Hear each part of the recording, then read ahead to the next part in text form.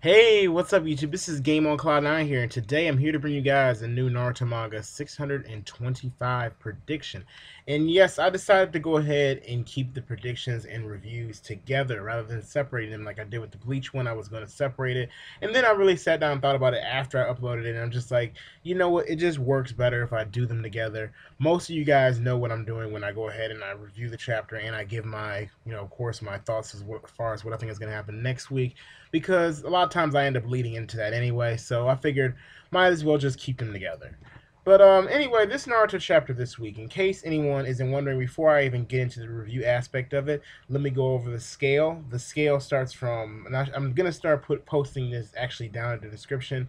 I always start up from the top, Sage of the Six Paths level, which means pretty much the chapter was just amazing, off the charts. I mean, breaking Shonen Jump records, that type of thing. The next level would be above Kage level status, meaning that the chapter was extremely good, well done, written. There wasn't any problems. There wasn't really any defining problems about the chapter. I would say, Kage level would mean the chapter was just, excellent. Maybe a few problems over, like here or there, but overall just an excellent chapter. Maybe it had excellent action, and I would say maybe Jonin level. Like most of you guys probably already know if you watched the last video or you watched my previous videos, that Jonin level meaning pretty good. Chunin level means just an overall solid, good chapter. And Genin level would be okay chapter, and then Academy level would be just absolutely horrible. Now, okay, let's just go ahead. I'm going to give my synopsis of this week's chapter, and then I'm going to go ahead and review it, and then tell you guys my thoughts as far as next week's. Now, the thing is with this week's chapter, it started off, of course, with us seeing Hashirama, of course, and Madara. The continuation of what we saw with the confrontation of both their fathers, of course, and their brothers fighting against each other, and pretty much the confrontation ends up leading into Madara deciding to actually break off his friendship with Hashirama because Hashirama defended his brother in that fight. And pretty much, he finds out, of course, that he's a Senju and all that, so he feels as though he's obligated not to be friends with him. And pretty much now he feels like he's forced to be on the side of of course, fighting against the Senju clan, as far as being an Uchiha goes. And in that same fight, we saw that he reawakened his Sharingan. And the reason why I say he reawakened it is because in the previous chapter, unless it's a plot hole or anything like that, he did state something about, having a Sharingan already and being able to see from a distance. So it wouldn't make any sense if he just awakened it in that chapter. So I'm thinking he probably reawakened it like Sasuke did. He awakened it once as a child and then reawakened it in his fight with Haku. Now, during the course of the chapter, we see how Hashirama and Madara over the years had certain bouts, certain fights against each other. The main rival, actually, like as far as hatred wise, really seems to be between Tobirama and Izuna, because Izuna this entire time we see him pushing Madara like, yeah, you got to keep going, we got to keep doing this. Like pretty much he seems more or less like the hatred, the driven hatred in the Uchiha clan against the Senju. And the same thing with Tobirama, he seems that he generally has a hatred for the Uchiha clan, which I guess in a sense you can actually get the fact that okay, their brothers were killed by each other's clans, so they have this general hatred toward each other for what happened. And Madara actually, I mean, even though he doesn't want to show it, he seems like he has a little bit of a different mindset. We all know that he does, seeing from the previous chapters how him and Hashirama had the same mindset. It's just that he doesn't really want to show it around his brother Izuna. And eventually, of course, later on down the line, we see Izuna ends up getting killed. And let me say, Tobirama, the way he slashed him, I definitely don't think that should have been the way that we saw Izuna actually die. I mean, it looked like just one slash. And on top of that, I was wondering if that was the Flying Thunder Jutsu. I don't think so, because I know that Minato was supposed to be the one that created it. So if Tobirama was the one who created it, then that would create a plot hole in the Naruto series as far as that particular thing goes. Which I don't think is the case. I don't think that actually is going to be the case. I don't think there's going to be any kind of plot hole from that. I know a lot of times people tend to think that there's plot holes all over the place in Naruto, which if you've been watching my videos for a while, you already know my opinion on that whole ordeal. But I definitely, think it was probably just a, extremely fast slash, since it didn't seem like there was any time, space, ninjutsu involved. There wasn't any mention of any intense speed in that particular move. But definitely, I mean, we all see that was pretty much, it for Izuna. Right after that, Madara, and Hashirama right after that, were talking with each other, and he's still trying to get them to have this truce, and then Izuna's pretty much just like, no, don't listen to him, he's tricking you. And you can see right there Madara, taking it in once again. So I'm really interested in seeing what's going to be the breaking point, because right after that, Madara gets EMS. He's furious. He ends up fighting against Hashirama after Izuna's death. Hashirama, in fact, the entire Senju clan, and actually ends up fighting for over 24 hours. Eventually, they beat him, and Tobirama's getting ready to put in the final blow. And before he does that, Hashirama's like, "No, wait, I've got to, find a way." He's trying to still convince Madara, still trying to form this truce, form this unity, and basically make Konoha. And he's like, come on, do this. And he's pretty much like, no, I don't trust you. And he's like, well, what can I do to earn your trust? And then he's like, well, if you actually kill your brother or you kill yourself, then we'll be even, because it'll be a clean slate. And the reason why obviously he's saying this is because he lost his brother, or all his brothers, and Hashirama still has one left.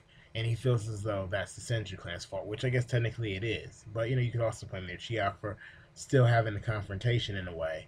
But pretty much that's the end of the chapter. Now, the whole thing about this chapter, I didn't really like this chapter that much, to be honest with all of you. I mean, it was an okay chapter to me, but I felt as though some things, I felt like it was a little bit too fast paced for my liking, and for me, the artwork was a little off, or it wasn't as good as I expected it to be. I know some of you guys are probably wondering, the artwork, that's probably a weird critique for some of you, because I know a lot of reviewers don't really jump on the artwork for certain series. And I'm not talking about art style, because I love the Naruto art style, but I just felt like, I don't know, I feel like the past couple chapters of Naruto, like the artwork hasn't been as sharp or as smooth as I normally expect it to be. So I mean, the artwork was all right. It wasn't like horrible, but I mean, I expected it to be a little bit better.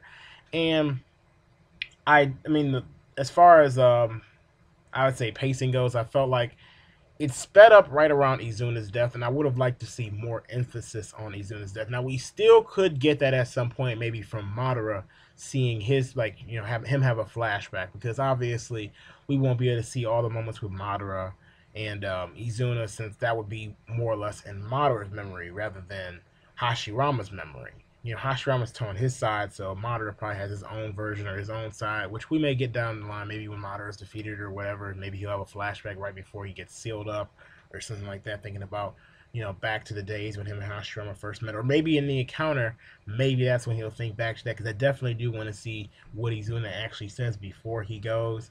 And I also want to see how crazy that wound does, because, I mean, we couldn't really get a good look at it. I mean, it looked like just a simple like cut, but I mean, it must have been much worse than that, or maybe he had other types of wounds prior to this encounter, and maybe that was just pretty much the straw that broke the camel's back. Because I don't know, like, again, if you guys didn't notice, I mean, that did seem pretty, to me it made Izuna look really weak. I don't know, I just didn't like that, especially since he's supposed to be like equal to Madara, second, like pretty much second to none, and everybody else knew Uchiha clan except for Madara.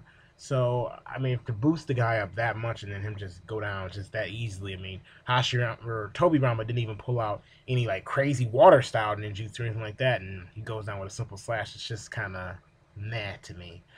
Um, as far as excuse me, guys, still getting over a cold, but as far as the I would say the end of the chapter, I mean, the cliffhanger definitely, is a pretty good cliffhanger. Still wondering as far as, when all the other clans are going to be incorporated into this backstory, because it seems mainly between the Uchiha and the Senju, which, of course, Hashirama did say at the beginning of this flashback that, let's start with the Uchiha and Senju, but I did feel like we were going to deviate a little bit more during the flashback, maybe see some of the other clans be incorporated in.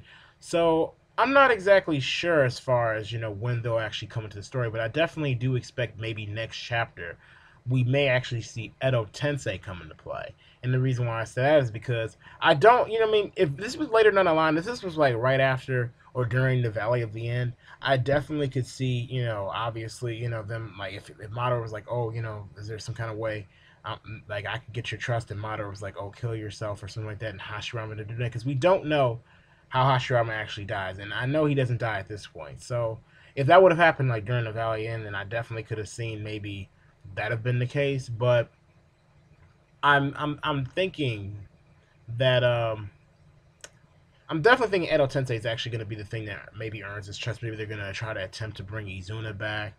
Toby Rama, is going to reveal that he has this jutsu he's been working on. Obviously, Toby Rama is going to resent actually using this technique, but he is the creator of this technique, and they're obviously Madara knows a lot about the technique. And I don't think he knows a lot about it for no reason. I mean, he knows how to break out of it, and on top of that, he's knows why it was created, in the first place.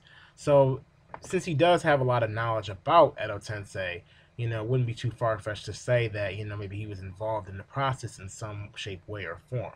So maybe the next week's chapter actually will be focused on Edo Tensei trying to bring Izuna back. And, maybe he'll bring Izuna back and maybe he won't like the condition that he's in or the way he was brought back. Or there's always a possibility maybe they won't bring Izuna back. But the fact that they tried, Madara will actually say, you know what, all right, we'll form this truce. We'll go ahead and do this. So that's what I'm thinking is probably going to happen. But anyway, I mean, let me know what your thoughts on this week's chapter. Did you guys like it? If I were to give a rating for this week's chapter, since I felt as though pacing wise it could have been better, and artwork was a little bit shabby to me. I didn't really the artwork. I feel like it could have been a little bit better. The fight scenes didn't really matter too much, but again, I mean, it kind of correlates with the pacing because we didn't really get much of a fight for either one. But I don't think the fight was supposed to really be much of a focus. So I would say this this chapter kind of, if I were to give it a level as far as Shinobi status, it has to be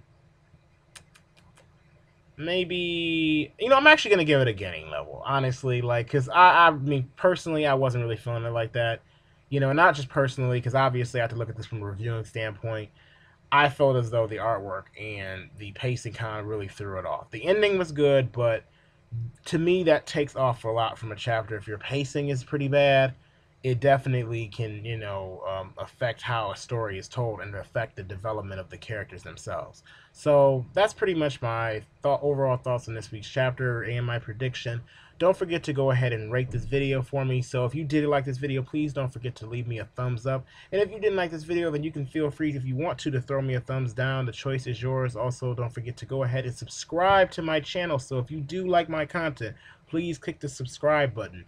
And if you want, pretty much, I think that's about it, guys. I mean, there's no Bleach this week, so you won't be seeing a Bleach prediction from me. So if you do like Bleach, you won't see that. But I am coming out with a Dead Man Wonderland video. I'm probably going to say, yeah, tomorrow. Because the Dead Man Wonderland chapter came out, in case anybody didn't know. And I probably will make a discussion video on Bleach sometime this week. Don't forget, I'm still coming out with my Storm 3 review. And that's it, guys. So anyway, thank you for watching.